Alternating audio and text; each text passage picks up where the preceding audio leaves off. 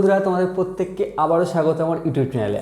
আজকে আমরা একটা ভিডিও বানাতে চলেছি, যেটি হচ্ছে কোনো সংখ্যাকে শূন্য দিয়ে ভাগ করলে কি হয়। আমরা যখন শূন্যকে দেখেছি বা শূন্য সম্পর্কে আইডিয়া চলে এসেছে, আমাদের কিছু কিছু জিনিস ইজিলি কনসেপ্ট, যেমন জিরোকে জিরো দিয়ে বিয়োগ করলে জিরোই হয়, কোনো সংখ্যাকে জিরো দিয়ে বিয়োগ করলে সেই সংখ্যাটিই হয়, শূন্যকে কোনো সংখ্যাকে শূন্য দিয়ে গুণ করলে শূন্য হয়। কিন্তু কিছু কিছু জায়গায় আমাদের কনফিউশন এখনও থেকে গিয়েছে। কীরকম জায়গায়, যেমন কোনো সংখ্যা মানে আমি ধরে নিচ্ছি একটি সংখ্যাটি এক্স ডিভাইডেড বাই জিরো, যেখানে এক্স নন জিরো মানে এক্স হচ্ছে জিরো নয়, এরকম কোনো যদি সংখ্যা হয়, তার ডিভাইডেড বাই জিরো কী হতে পারে, জিরো বাই জিরো কী হতে পারে, zero to the power zero মানে জিরোর মাথায় জিরো কী হতে পারে। এরকম টাইপের কোশ্চেন যখনই আসে না, আমাদের কনফিউজ হয়ে যায়। কেন আমি এই তিনটে সেপারেট করলাম কেন? কারণ অনেকের মনে হতে পারে এখানে নন জিরো বাই জিরো করলো, এখানে জিরো বাই জিরো করলো, একই রাখলে তো হতো। কিন্তু এই দুটির সম্পূর্ণ ভিন্ন ভিন্ন অর্থ আমাদের অঙ্কে দিয়ে থাকে। তো আমরা সেই জন্য সেপারেট করলাম। আমাদের এইরকম টাইপের কোনো তিনটি যখন জিনিস আসে, তখন আমরা কনফিউজড হয়ে যাই এইসব জিনিসগুলো কি হবে জিরো সংক্রান্ত। তো আজকের ভিডিওতে আমরা এই অংশটি দেখার চেষ্টা করব যে কোনো সংখ্যা, কোনো নন জিরো সংখ্যা মানে কোনো একটি সংখ্যা, একটি ইন্টিজার, যে কোনো একটি রেশনাল নাম্বার হতে পারে, কোনো একটি সংখ্যা হতে পারে, সেটা পজিটিভ হতে পারে, নেগেটিভ হতে পারে, সে একটি সংখ্যা হতে পারে, যে সংখ্যা শূন্য নয়, এরকম যে কোনো সংখ্যাকে শূন্য দিয়ে ভাগ করলে তার অ্যান্সার কী হবে, এই বিষয়ে আজকে আমরা আলোচনা করব। তো শুরু করা যাক আজকের ভিডিও। প্রথমে আমাকে ভাগ জিনিসটা জানতে হলে না, বেসিক কনসেপ্ট, আমাদের বেসিক কনসেপ্টের সব কিছুর অ্যান্সার লুকিয়ে আছে। তো বেসিক কনসেপ্টটা জানতে গেলে প্রথমে ভাগ আমরা দেখি কি ভাগ কি জানতে গেলে প্রথমে বলি, ভাগ হচ্ছে গুণের ইনভার্স মানে উল্টো বা অপোজিট বলতে পারি, ইনভার্স ফাংশন। তো দেখা যাক, যদি ধরো 3 গুণিত 5, এটির অর্থ কী? আমরা জানি গুণ যখন এসেছিল তখন যোগের যে মাল্টিপল, যখন একটি সংখ্যা বারবার যোগ হয় সেই ক্ষেত্রে আমরা গুণকে ইমপ্লিমেন্ট করেছি। অর্থাৎ এই 3 গুণিত 5 যদি বলা হয়, তার অর্থ হচ্ছে 3 প্লাস 3 প্লাস 3 প্লাস 3 প্লাস 3 মানে 5টি 3-এর যোগফল। ঠিক আছে, 5 ইন্টু 3 মানে কি? তুমি কোশ্চেন বলবে, স্যার একই তো ব্যাপার স্যার, কিন্তু একই ব্যাপার নয়। 2 মাইনাস 4 আর 4 মাইনাস 2 দুটি এক নয়, এক্ষেত্রেও এটি এক নয়। এটি যেমন 3টি 5-এর 5 মানে 5টি 3-এর যোগফল, এখানে তেমন 3টি 5-এর যোগফল হিসেবে নির্ণয় করা হয়। তো যাই হোক, আমাদের কনসেপ্টটা এই হচ্ছে যে গুণের কনসেপ্ট হচ্ছে যে যখন 3 ইন্টু 5 আমরা লিখি, তার অর্থ হচ্ছে 5টি 3-এর যোগফল। একই রকমভাবে যদি আমরা ভাগকে দেখার চেষ্টা করি, তাহলে যদি ধরো আমি ধরছি 15 বিভক্ত 3 মানে 5কে যদি 3 দিয়ে ভাগ করা যায়, তার অর্থ কি? আমি বললাম এটির ইনভার্স ফাংশন হচ্ছে, মানে গুণের ইনভার্স ফাংশন হচ্ছে ভাগ।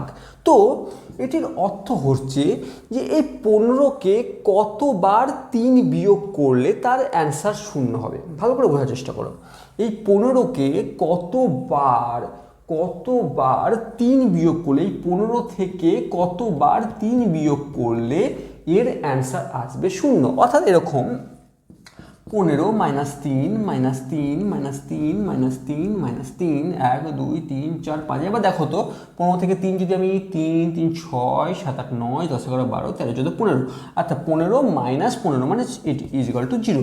অর্থাৎ আমাকে 15 ডিভাইডেড বাই 3 মানে 5 15 বিভক্ত 3 এর অর্থ হচ্ছে 5টি 3-এর বিয়োগ করলে, এবার 5 বার 3 বিয়োগ করলে 15 সংখ্যাটি আমি পাবো, মানে 15 সংখ্যাটি 0 হয়ে যাবে। বুঝলাম ব্যাপারটা, বেসিক কনসেপ্টটা বুঝলাম। আরেকবার বলি, 15কে 3 দিয়ে ভাগ করার অর্থ হচ্ছে 3টি কতবার বিয়োগ করলে এই পুরো অংশটি মানে 15টিকে 0 করে দেবে। এবার আরেকটি দেখি, আমরা 10কে যদি 2 দিয়ে ভাগ করি, তার অ্যান্সার কি আমরা জানি, 5 2 10। তার অর্থ এই যে 10কে যদি আমি 5 বার 2 দিয়ে বিয়োগ করি, 1 2 3 4 5, তাহলে এর অ্যান্সার হবে শূন্য। অর্থাৎ পুরোপুরি ভাগ হয়ে যাবে যদি 5টি 2 দিয়ে আমি বিয়োগ করি। তো বেসিক কনসেপ্ট আমরা যদি ক্লিয়ার এটি হয় এবং এই কনসেপ্টকে যদি আমি কাজে লাগাই, তাহলে আমরা দেখি কোনো সংখ্যা ডিভাইডেড বাই জিরো কী এসে দাঁড়ায়। যদি এই কনসেপ্টকে কাজে লাগাই, ভাগের যে কনসেপ্টটি আমি বললাম এটি বেসিক কনসেপ্ট, এবং এটি যদি আমি কোনো কাজে লাগাই, আমি 1/, আমার সংখ্যা যে কোনো সংখ্যা আমি 1কেই ধরে নিচ্ছি, 1/0। এই সংখ্যাটি যে কোনো হতে পারে, 2 হতে পারে, 3 হতে পারে, 4 হতে পারে, আমি 1 দিয়ে ধরি। আমাকে তো কোনো একটি সংখ্যা ডিভাইড বাই জিরো করতে হবে না, তো আমি 1কে আমি ধরে নিচ্ছি। তো 1/0 আমি কি বললাম যে এই 1কে আমি ভাগের যে বেসিক কনসেপ্ট সেটাতে আমি যদি যাই, তাহলে 1কে কতবার জিরো বিয়োগ করলে সেটি জিরো হবে ভেবে দেখি, একটু কল্পনা করি, প্রবলেম তো কিছু নেই। 1 - 0 - 0 - 0 হচ্ছে না, -0 হচ্ছে না, -0 হচ্ছে না, -0 হচ্ছে না, -0 হচ্ছে না। তুমি ইনফিনিটিভ,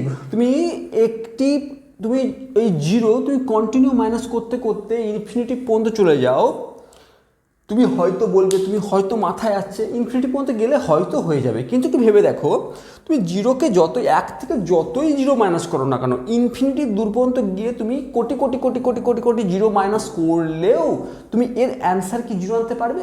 একটু ভেবে দেখো। তুমি যদি ভাবো তাহলে দেখবে পারবে না। তুমি 1-এর সঙ্গে যতবারই যত সংখ্যক তোমার পসিবল জিরো বিয়োগ করলেও তুমি এর অ্যান্সার জিরো আনতে পারবে না। তো ভাগের এই নিয়মকে, বেসিক কনসেপ্টকে প্রথমেই এটি পুরো অর্থহীন করে দিচ্ছে। অর্থাৎ কোনো সংখ্যা ডিভাইডেড বাই জিরোর আমি নির্দিষ্ট কোনো মান পাচ্ছি না। যেমন 5কে 2 দিয়ে ভাগ করলাম, আমি এই 10কে 2 দিয়ে ভাগ করলাম, আমি অ্যান্সার পেলাম 5। মানে আর একটা জিনিস ভেবে দেখো, যখন আমি 15কে 2 দিয়ে ভাগ করলাম, তার অ্যান্সার পেলাম 5। একটা জিনিস লক্ষ্য করলাম, 15 একটি ফাইনাইট নাম্বার, 2 একটি ফাইনাইট নাম্বার, অ্যান্সার পেলাম একটি ফাইনাইট নাম্বার। মানে ভাগের ক্ষেত্রে দেখছি, যখন দুটি ফাইনাইট নাম্বারকে আমরা ভাগ করছি, মানে একটি ফাইনাইট নাম্বার সঙ্গে একটি ফাইনাইট নাম্বার আমি যখন ভাগ করছি, তার অ্যান্সার একটি ফাইনাইট নাম্বার আসছে। কিন্তু এক্ষেত্রে একটি ফাইনাইট নাম্বারের সঙ্গে একটি ফাইনাইট নাম্বার ভাগ করার পরে, মানে শূন্যকে দিয়ে ভাগ করলে আমি ফাইনাইট নাম্বার পাচ্ছি না। কারণ কি? এর অ্যান্সারই আমি বের করতে পারছি না। সেই কারণে আমার বলা হয় কোনো সংখ্যা, আমি কোনো সংখ্যা বলছি, কোনো নন জিরো সংখ্যা বলছি, ভালো করে লক্ষ্য করে রাখবে। আমি এই কনসেপ্টটা বললাম, তোমাকে একটু আগে বললাম যে 0/0 যে আলাদা, একটি সম্পূর্ণ আলাদা জিনিস। তো সেই বিষয় না, আমরা নন জিরো মানে 1 মানে নন জিরো, বা 2/0 বা 3/0, এইটার আজকে ধারণা ক্লিয়ার করতে চাইছি। তো কোনো সংখ্যা বাই জিরো হচ্ছে অসংজ্ঞাত বা আনডিফাইন্ড। এবার অনেক কোশ্চেন করবে, স্যার এইটুকুতেই থেমে গেল, একবার একটা পদ্ধতি ইউজ করলাম, আমি অ্যান্সার পেলাম না, ব্যাস আনডিফাইন্ড লিখে দিল। মানে গণিতজ্ঞরা এতটাই লেজি যে আর কিছু নিয়ে ভাবলো না? অবশ্যই ভেবেছে, অনেক রকমভাবে ভেবেছে। আজকে আরও ভাবার চেষ্টা করি। ধরো আমি এটিকে, ঠিক আছে, এই কনসেপ্টে আমার আনডিফাইন্ড, আমি কোনো অ্যান্সার পেলাম না, আমি আনডিফাইন্ড বলে দিলাম। এইবার কন্ট্রাডিকশান মেথডকে কাজে লাগাই। কন্ট্রাডিকশান মেথড মানে কি?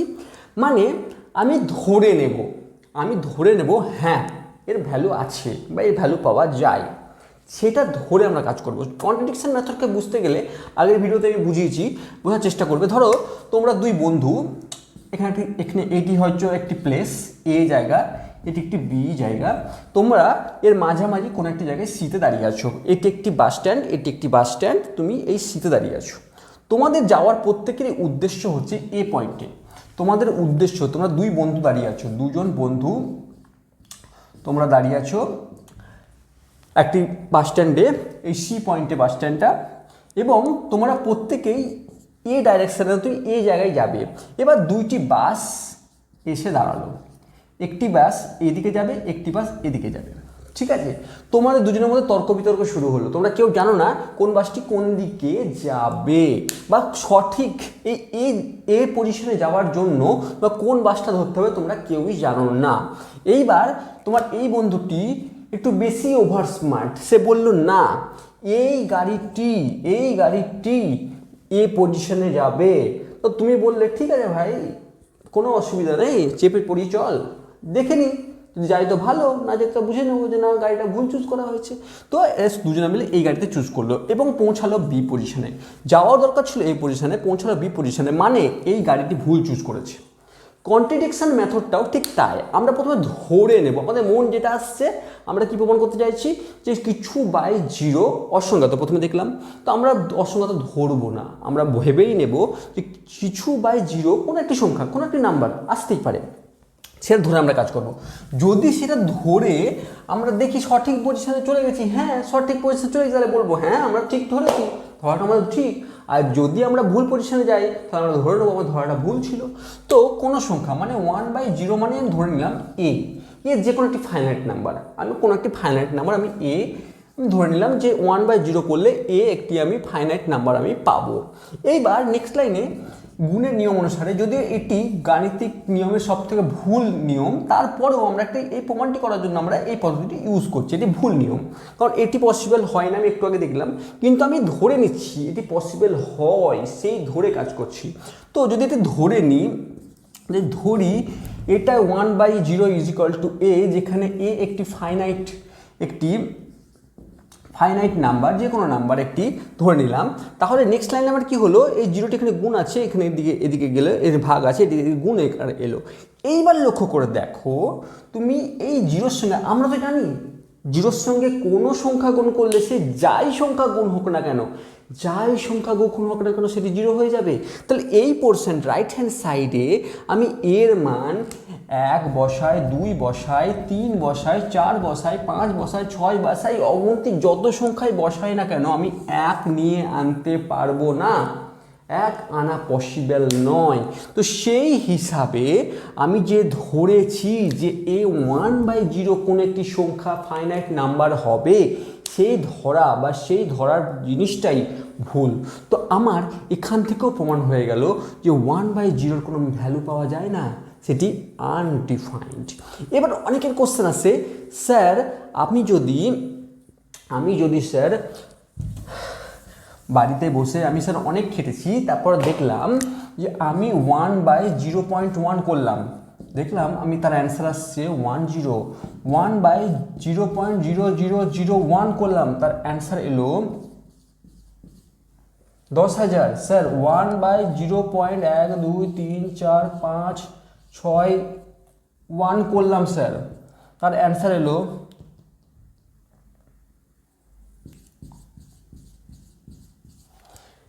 এত এলো স্যার। আমি যদি জিরোর দিকে কন্টিনিউ যাচ্ছি স্যার, তাহলে এই একের পরে শূন্য বাড়তেই থাকছে স্যার, অর্থাৎ এটি একটি সময় স্যার ইনফিনিটি তো যাবেই স্যার। আপনি কিভাবে বলছেন? আমি যদি এই দশমিকটি বাড়াতেই থাকি, আমি এখানে 7টি নিলাম তো এত বেড়ে গেল, 8টি নিলে আরও বাড়বো, আমি যত শূন্য দিকে যাব স্যার তত এই অংশটি বাড়তে থাকছে স্যার, তাহলে এই অ্যান্সারটি তো স্যার ইনফিনিটিভ হবে স্যার। তাহলে আপনি কি করে বলছেন যে 1/0 আনডিফাইন্ড? আমি তো একটা অ্যান্সার পাচ্ছি ইনফিনিটিভ। তখনই বিজ্ঞানীরা, গণিতজ্ঞরা ভাবতে শুরু করলেন হ্যাঁ ঠিকই তো আছে, কিন্তু আমরা যদি লেখচিত্রকে লক্ষ্য করি তাহলে লক্ষ্য করব, আমরা যে সংখ্যা রেখা আমরা দেখেছি, জিরো যদি আমি মিডিল পয়েন্ট হয়, এদিকে 1 2 3, ঠিক এদিকেও 1 -1 -2 -3 এরকম পয়েন্ট আমাদের থাকে, ঠিক আছে। এইবার যদি এদিক থেকে আমরা জিরো মনে এই জায়গাটি, তো আমরা জিরোকে আসার জন্য আমরা যেমন এদিক থেকে আসতে পারি জিরোর দিকে, আমরা তো মাইনাস দিক থেকেও যেতে পারি না? আমরা যদি জিরোতে আসার জন্য, অর্থাৎ একটা মাঝখানে রাস্তা, ধরুন আমি একটু বললাম এই যদি রাস্তা, তুমি এখান থেকেও এইদিকে যেতে পারো, আবার এখানে থেকেও তুমি এদিকে যেতে পারো, সংখ্যায় তুমি দুই দিক থেকে এখানে আসতে পারো, এই পজিশনে আসতে পারো। তো সংখ্যার ক্ষেত্রেও তাই, তুমি বলছো যে তুমি পজিটিভ, প্রথমে তুমি জিরো এখানে নিয়ে আনলে, 0 পয়েন্ট এরকম পজিশনে আসলে, তারপর তুমি আবার এদিকে নিয়ে আসলে, আস্তে আস্তে তুমি এদিকে জিরোর দিকে আসছো, ঠিক আছে, ওকে, কোনো ডিসিশনে কোনো ভুল নেই, কিন্তু মাইনাসের দিক থেকেও তো এরকম পজিশনে যেতে পারো তুমি। একই রকমভাবে যদি তুমি তাই করো, তাহলে যদি এই সংখ্যাটি একে যদি তুমি ভালো করে দেখো, যদি 0.1 হয় তাহলে এটি -10 হয়ে গেল, এটি যদি -0.001 হয় তাহলে এটি মাইনাস এরকম হয়ে গেল, এটি যদি মাইনাস হয় এটি মাইনাস হয়ে গেল, এরকমভাবে চলতে থাকলে এটি -ইনফিনিটি হয়ে গেল। অর্থাৎ যদি আমি প্লাসের দিক থেকে জিরোর দিকে আসছিলাম, প্লাসের দিক থেকে জিরোর দিকে যখন আসছিলাম তখন আমার প্লাস ইনফিনিটি দিচ্ছিল, আর মাইনাসের দিকে থেকে যখন আমি জিরোর দিকে যাওয়ার চেষ্টা করছি তখন আমাকে -ইনফিনিটি দিচ্ছে। তার অর্থ আমার দুটো অ্যান্সার এলো, প্লাস ইনফিনিটিভ এবং মাইনাস ইনফিনিটিভ। আমার দুটি অ্যান্সারকে দিল, প্রেজেন্ট করলো, একটি প্লাস ইনফিনিটিভ, একটি মাইনাস ইনফিনিটিভ। তো একটি কোশ্চেনের দুটি অ্যান্সার তো পসিবল হতে পারে না, তাই না? তো কোনো প্লাসের দিক থেকে গেলে মাইনাস, প্লাস ইনফিনিটি, মাইনাসের দিক থেকে গেলে মাইনাস, মানে দুটি অ্যান্সার দিচ্ছে। তো আমার কোনো একটি অংশের একটি সমাধান হওয়া উচিত, দুটি সমাধান হওয়া উচিত নয়। তো সেই হিসেবেও আমরা বলতে পারি যে 1/0 বা কোনো সংখ্যা বাই 0 একটি আনডিফাইন্ড, যা মেজার করা সম্ভব নয়। কিন্তু ফিজিক্সের অনেক জায়গাতে আমাদেরকে 1/0কে ইনফিনিটিভ ধরে অনেক অঙ্কের সমাধান করতে হয় বা করা হয়। কিন্তু ম্যাথামেটিক্যালি আমরা কোনো সংখ্যা বাই 0 যেখানেই আসবে সেই ক্ষেত্রে আমরা তাকে আনডিফাইন্ড বা অসংজ্ঞাত বলে ধরে নেব। আরেকটি জিনিস বলার আছে যে যদি দেখো এটি একই রকমভাবে লক্ষ্য করে দেখো, যদি আমরা একের জন্য প্লাস ইনফিনিটি মাইনাস ইনফিনিটি পেয়ে থাকি, একটু অন্যরকমভাবে ভাবো। ধরো আমরা ঠিক একই পদ্ধতিতে 1/0.1 করলাম, 1/0.0001 করলাম, 1/0.00000, এইভাবে যদি আমরা যার মান বের করি, এর মান প্লাস ইনফিনিটি পর্যন্ত গেল, ওকে, কোনো অসুবিধা নেই। আমরা 2/0.1, 2/0.00001 যদি একই রকমভাবে 3/0.00001, অর্থাৎ আমরা যদি 1/0 দিকে যাই তার অ্যান্সারও ইনফিনিটিভ আসছে।